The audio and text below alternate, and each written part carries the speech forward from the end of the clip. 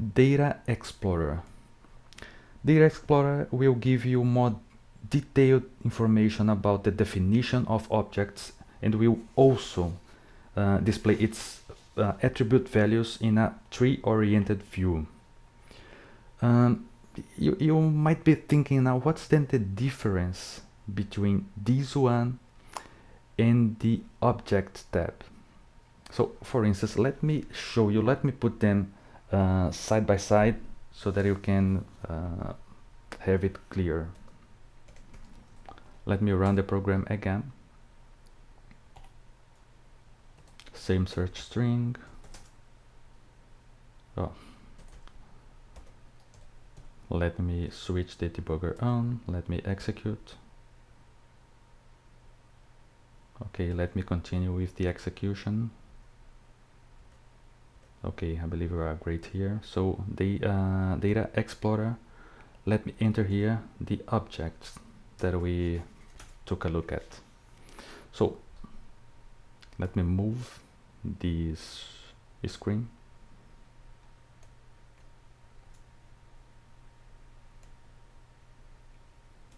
And now let me find the other one. It's this one. Let me click at objects. And here we can see that they are the same objects. Okay, and then you see the difference. So for instance, you can see on the Objects tab more technical information about its components, for instance, the binding, the visibility, that you cannot see in the Data Explorer tab. The difference in this case, or advantages and disadvantages of each one. Data Explorer, because of its tree structure, it has the advantage of showing you on the same view the components of complex attributes. So for instance, let's take a look at GS AOV header. So if I click here, I can see all of its components. It's something that I cannot see here, or I cannot see unless I double click. Okay, but when I double click, I lose the complete view.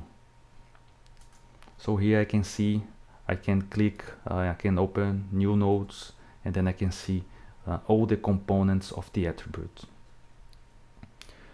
And one advantage of the Objects tab is that you can change there the contents of the attributes by clicking on the pencil. So you can click here to change if it's applicable. It's something that I cannot do here using this view. So I would say that this is a read-only view. Then we have the next step. So breakpoints, watchpoints. Watchpoints provide you with a management cockpit for both objects. On the breakpoint subtab, you can see many options are available. So you see many buttons here. The first two ones you can use to select or deselect all of the lines. For it, you can use this for mass changes. So for instance, let me go back. Let me put some more breakpoints in any point of the program just to show you. Let me put the first one here and the second one here. So you can see as I insert here new breakpoints, they are updated here in this view online. So I could then select all of them or deselect all of them.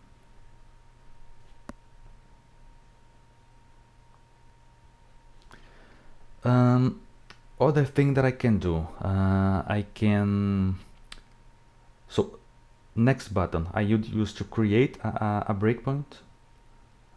Let's not use this one because we've seen this when we covered this button here. But let's imagine that this one is not, I don't want this anymore. So let me select the line and click the trash can, and then it's gone. And the source code is updated accordingly. So now we have then just 2 breakpoints. The other thing that I could do, I could, for instance, deactivate a breakpoint. So if I click here, you see that the breakpoint is active at this moment, but I could deactivate. And what does deactivation means? Any clue? So deactivated breakpoints will still exist, but will be completely ignored by the program during the current execution. So let me save these breakpoints to show you. Okay, we have the first one active and the other one deactive or inactive, and then let me then continue with F8. You can see that we are here on the the program or the execution is stopped here. The program would hit this point and then stop, but it won't happen because this breakpoint is deactivated. So let's continue with F8. Okay, it stopped on the first one, the second one is here.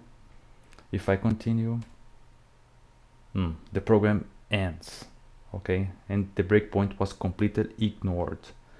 Let me go back to show you that the breakpoint is still there. Let me run again. See, we stopped on the first one, and now you see that this is a new execution of the same program, and the second breakpoint is now active. If I continue the execution, okay, now it stops there.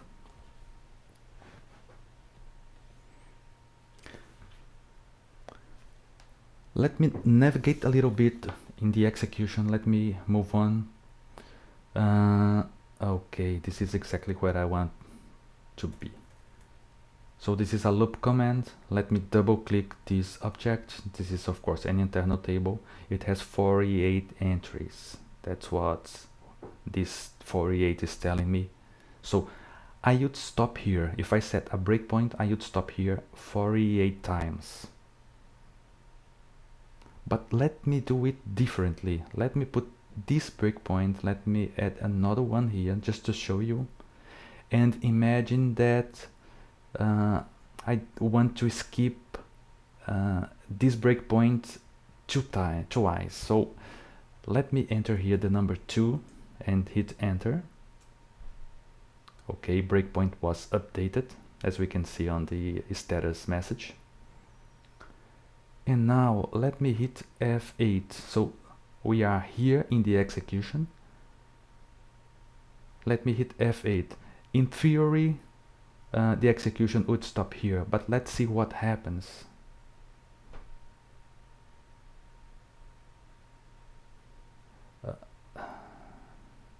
Okay, so it didn't work because of the this if condition. So no problem. Let me do it again. Let me just check what's the current index.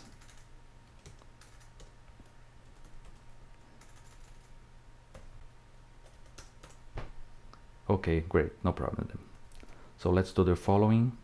I will keep this one and I'll put another one here. Okay, and for D1 online, let's see the line. So for D1 online 1037, this one, as we can see here, let me set the number 2. So I want to ignore this breakpoint twice. When I execute or move on with the execution with continue, okay, can you see that this breakpoint was ignored? And then I stop it here. And another thing that we can notice, the skip number that I entered here was decremented in 1. So initially we had entered 2 and now it has 1. So it will be skipped one more time. Let me continue with the execution. Okay. Let me try to give you a real view of what will happen, because the if command really caused me problems.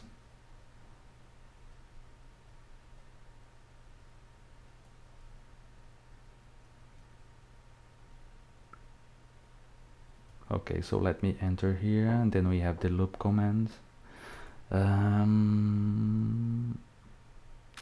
Okay, great. So let's do the following then. We have if, okay, so this one will be called anyway. Let me put one breakpoint here, the other breakpoint here, and then for the one on line 36, let me check it.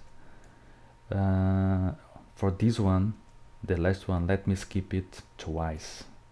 So skip number, let me enter 2. And now we are here in the execution, as we can see from the yellow arrow. And let's execute. As you can see, now we are here in the execution flow, and this breakpoint was ignored, and the skip number was decremented in 1.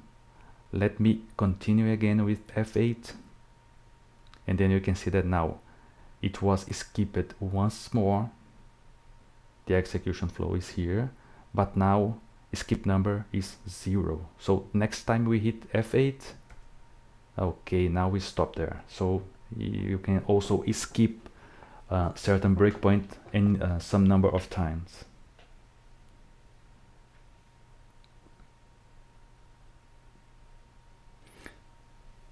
Other things that we can do, let me close the editor for a moment.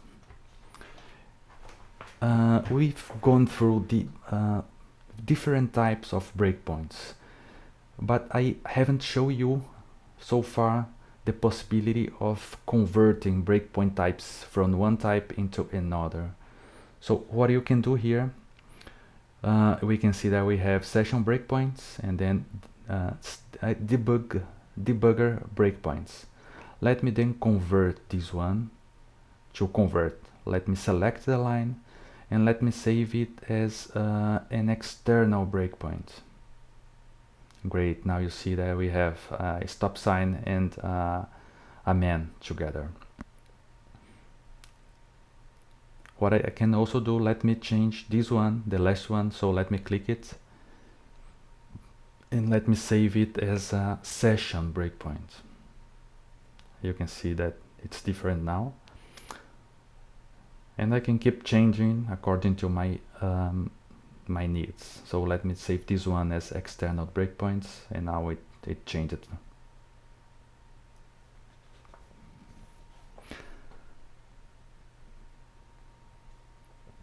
I'll skip the breakpoints because we have more or less the same buttons, so I can change, I can create new ones, I can activate, deactivate, I can compare. And to compare, I will show you this diff tab because it has the same effect. So let me find here, well, let me do it differently. Let me use system variables because it would be easier for me. So SciTabix, let's compare two variables, SciTabix to SciDBCNT. I just type their names here and hit enter. So we can see that for the first one, SciTabix, we have value 3, and for the second one, SciDBCNT, we have the value 1. If we start comparison, we can see that we have the message that the elements have different contents, and we can see the value of each one. If I want to have more details, I can set here to a specific service, and let me add here, for instance, display both variables. Let me click the line and hit enter, and then I see here more details of each one, like data type, absolute type. I could also here change the content of any of them. Okay, so I set this next window here at the bottom by click on service specific tools, but let me close to show you that I could have done the same by just double clicking the line.